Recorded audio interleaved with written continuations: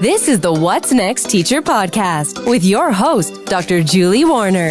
Here you'll hear from former teachers who have left the classroom for thriving careers in and outside of education to help you picture yourself on the other side and land the job of your dreams. If you're feeling confused about what to do next, stuck, or fearful about paying the bills, What's Next Teacher has your back. Now here's your host, Dr. Julie Warner.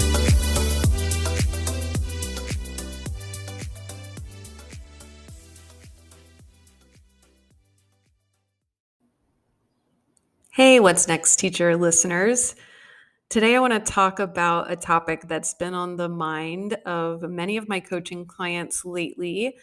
I have been getting a lot of requests for how to deal with rejection. If you applied for something, it's because you wanted it, ostensibly. So it's not really a surprise that when you don't get it, it stings a bit. I don't know anybody that really likes rejection, but it's really a lot worse if you take it personally. It's not personal. I see some clients saying things like, well, I had all the qualifications that they asked for. This isn't fair. As if, if you check all the boxes, they are just supposed to hand the job over to you. I think it's a pretty big misconception that that's the way it's going to work.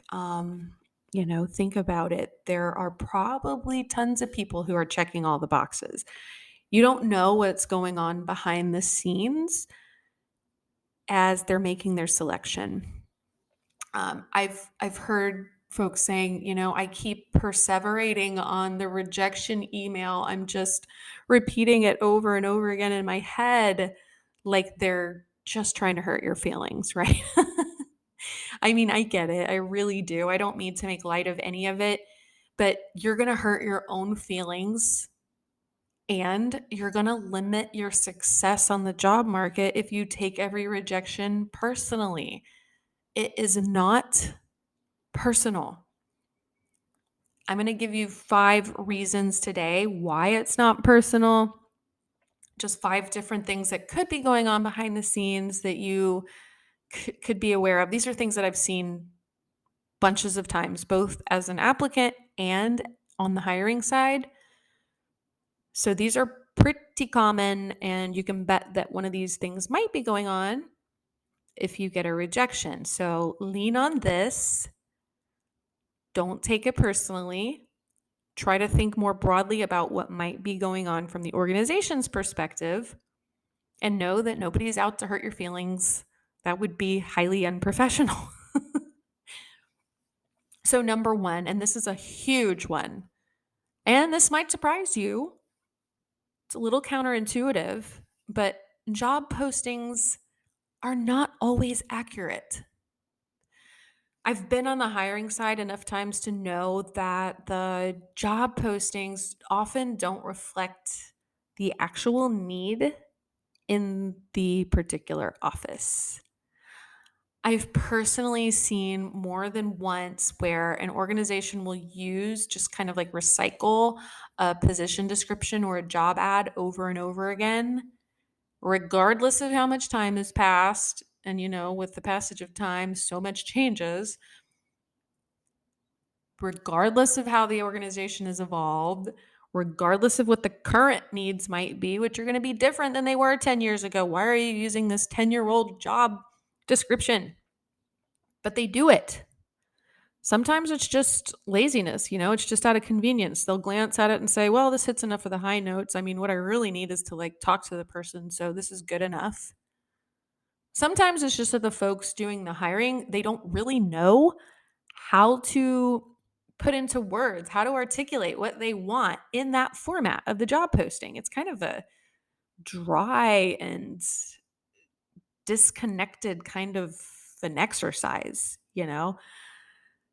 Think about, the example of teaching. Could you put the soft skills and the things that are really needed to be successful as a teacher into a 1-page job posting? one that like would pass muster, professional muster? Probably not. So, maybe they just don't know how to put what they're looking for into writing in a way that reflects what they actually want. And unfortunately, too, sometimes they just don't want to put what they're actually looking for in writing and blast it out to the world. So, maybe they're looking for somebody with a particular background or point of view or perspective or, life experience or something like that. And they don't want to put it into writing. And it happens, it does, fortunately or unfortunately. So hiring managers will often put out a position description that's good enough, quote unquote, and they'll figure out that like they'll know what they want when they see it. So don't rely on that job posting as if it's the Bible or something. I've done hiring for an organization. We put out like a boilerplate kind of position description. And then when somebody came in with a really unique set of skills that could solve a big problem we identified in the past couple of weeks, we would just get really excited about that person and want to hire them. And maybe they don't even match the position description, but we see a lot of potential in the skill set that they have to treat some of the emergent problems that we're seeing. And that's kind of like coincidental, right? Um, you never know exactly what the problems are that the organization's facing on the other side, especially if they're not putting that into the job ad. So, that's something to think about as well.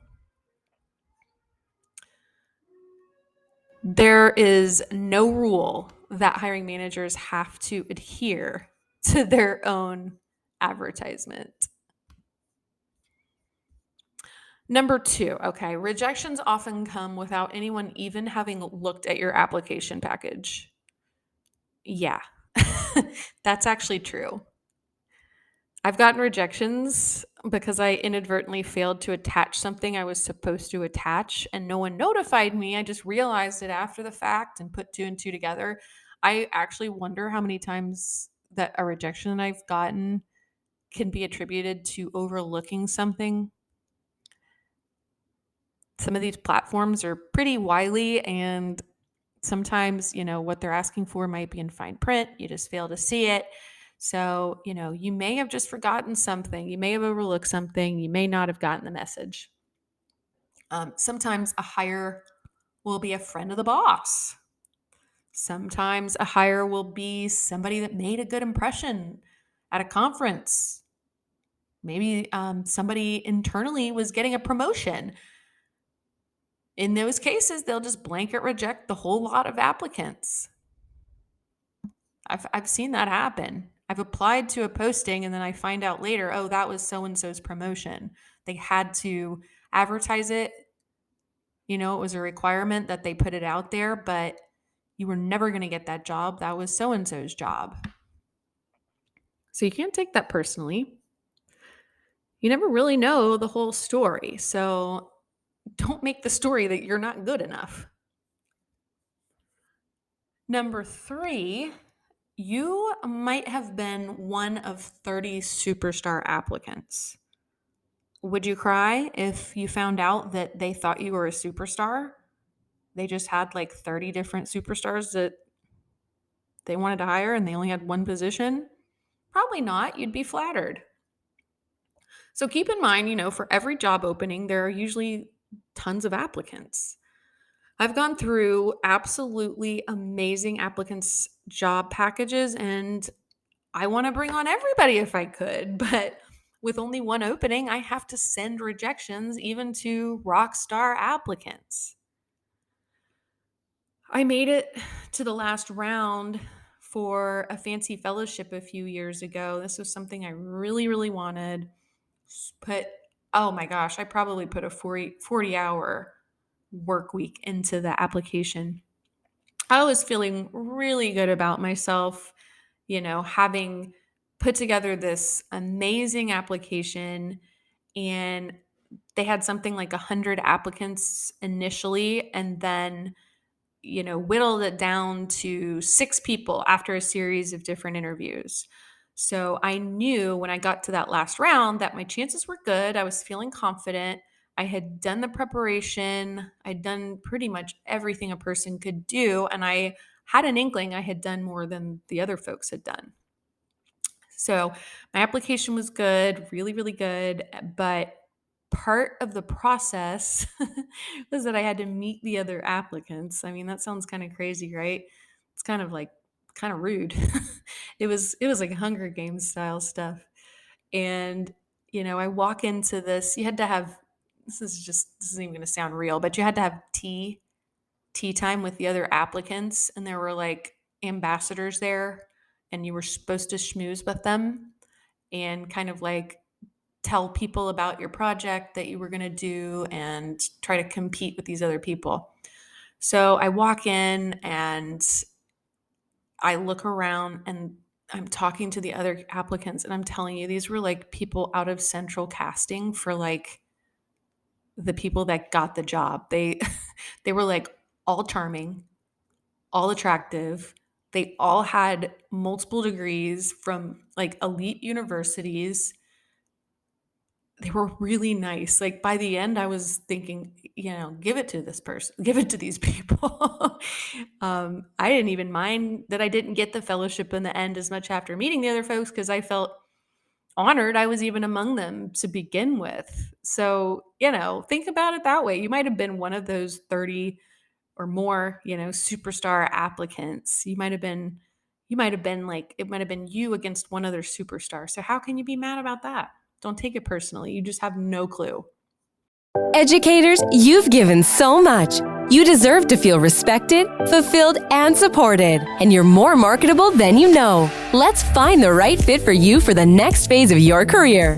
Visit whatsnextteacher.com for one-on-one career coaching, job application materials, unteacherizing your resume, interview preparation, negotiation assistance, and Julie's course, the 21-day Career Transition Challenge. And now, back to the show.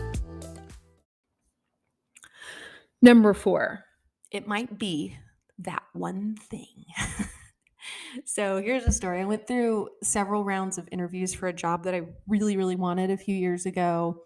And the hiring panel was clearly very interested in me.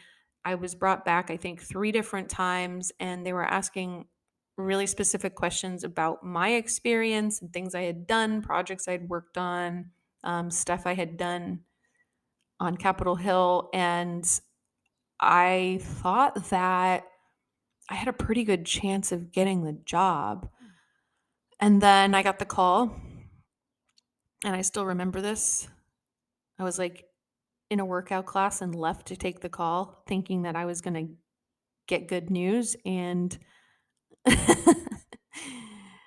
I probably should have stayed in there because they told me that I didn't get the job, but the hiring manager offered to do a readout with me over,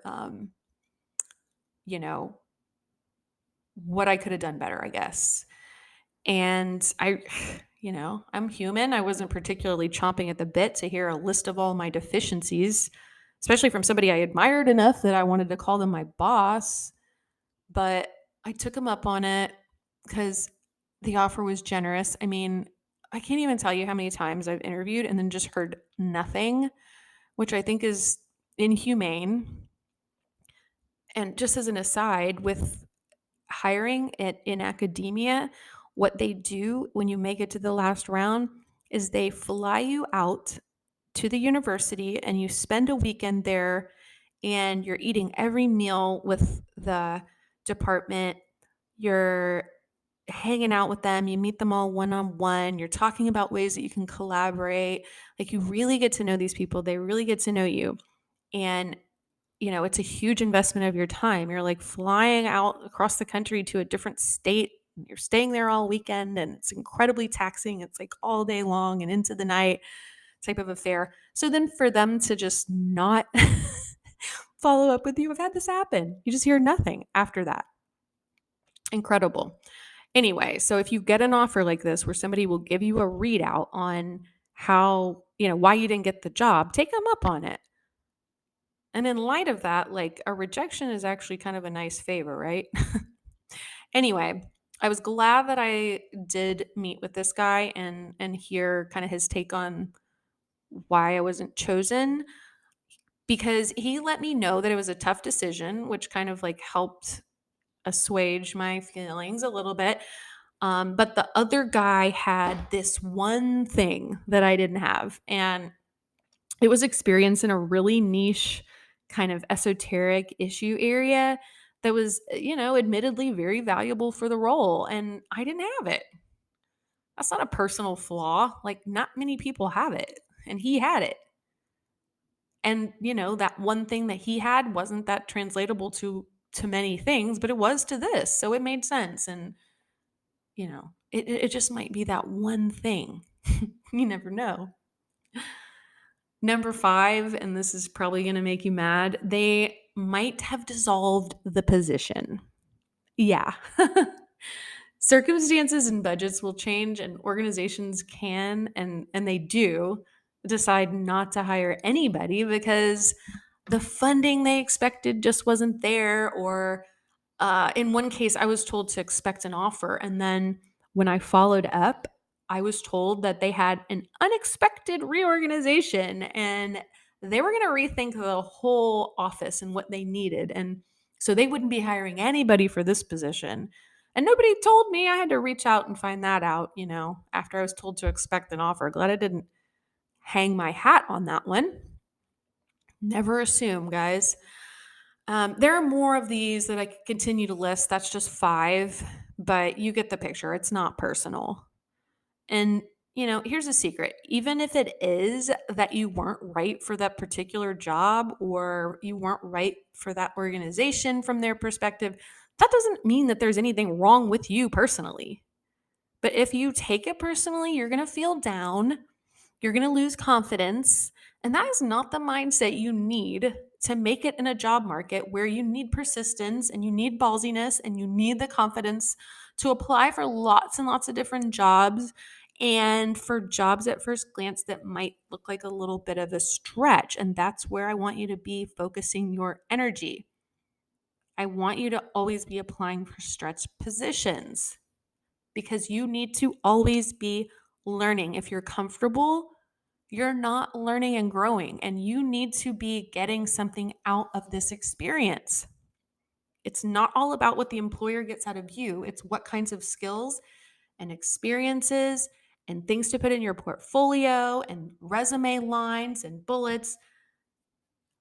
Think about stretch positions because that's where you get all of that stuff that adds to your value later, and you can keep climbing. I'm at a place now, thankfully, there have been tears that have been shed in the past, that fellowship and a couple other jobs that come to mind. I'm not impervious to rejection by any means, but I've gotten to a place now where I'm really just proud of myself for putting myself out there. And that's true because it takes time, it takes energy, it takes creativity, it takes courage. These are good things. These are good signs. If I'm getting a rejection, it means that I'm putting all of that into it. I'm not stagnant, and I'm not letting myself stagnate. That's really big to me. That's something I value. And let me leave you with this closing thought. Looking back, I can see the rejections that I've got were actually blessings. It takes hindsight to be able to really consider them that way. But when I look back, even at that fellowship that I wanted really badly, like that was a blessing. Those opportunities were not right for me. And the opportunities that actually came from, kind of a snowball effect, those rejections got me where I am now. And I'm very happy working 100% remote, learning every day on the job. I've been able to pivot to an entirely different field, one that's much more lucrative than the one that I was trying to hold on to with white knuckles, death grip. you've kind of got to be open, put yourself out there, but with a sense of openness. You don't want to become too attached. And I think that's where the pain of rejection really comes in, when you're just too attached. Just look at it as information, look at a rejection as part of the picture, but definitely like a tiny, tiny slice of it. It's not personal. It's just part of your path. And you don't want to work for an organization that doesn't wholeheartedly want to bring you on board. You want to be a hiring manager's hell yes. So looking and using that logic, the rejection's actually a favor. It brings you closer to the job where you'll be most appreciated, and that's the best fit. So I hope this helps you shift your mindset a little bit and to try to get over that fear of rejection. The more rejection you rack up to, the thicker your skin's going to get for it.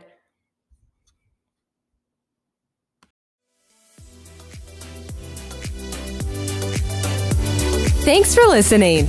If you enjoyed this episode and you'd like to help support the podcast, please share it with others, post about it on social media, or leave a rating and review. To catch all the latest from Julie, check out whatsnextteacher.com or follow up on social media at What's Next Teacher across all platforms. Thanks again, and see you next time.